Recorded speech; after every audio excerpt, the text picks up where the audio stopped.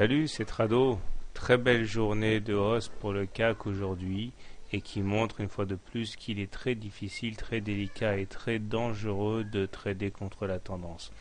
Là, nous avions une situation où nous étions au-dessus d'une moyenne mobile à 20 séances, ce qui signifie qu'on était sans tendance et de manière totalement erratique, le cours a enchaîné une belle séance de hausse aujourd'hui après une séance de baisse hier. Une chose est sûre, c'est que les baissiers en sont pour leur argent et les cours en plus clôturent sur leur plus haut.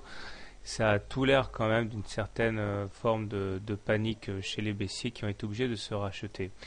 Donc en plus, bonus du jour pour les haussiers, la moyenne mobile à 20 séances s'aplatit, redevient même légèrement haussière, ce qui ouvre la voie à une reprise de la tendance haussière, puisque la M20 maintenant devrait devenir haussière avec des cours au-dessus de la M20, c'est que la tendance va redevenir positive.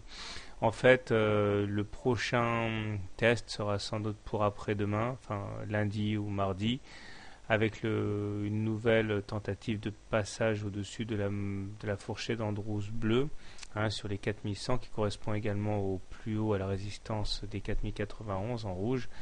Et on sait très bien que ce qui s'est passé le 1er mars montre que ça ne sera pas une chose facile normalement, puisque le haut de la fourchette d'Andrews avait reconduit en fait les cours à aller visiter la médiane. Les indicateurs techniques sont toujours mieux orientés, donc le MACD au-dessus de son signal est positif à présent. Le momentum est positif, le stochastique en zone de surachat. Bon, franchement, il n'y a pas photo, c'est très positif.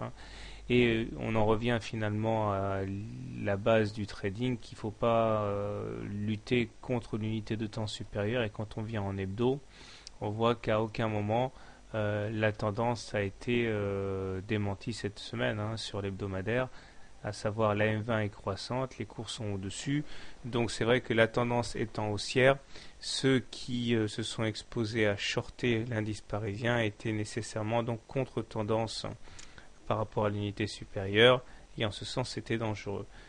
D'ailleurs, sur cette unité de temps, encore une fois, on est au-dessus de la M7, maintenant au-dessus de la M20, donc la tendance est clairement très positive. Et on continue à évoluer à l'intérieur de la partie basse de la fourchette d'Andrews bleu turquoise.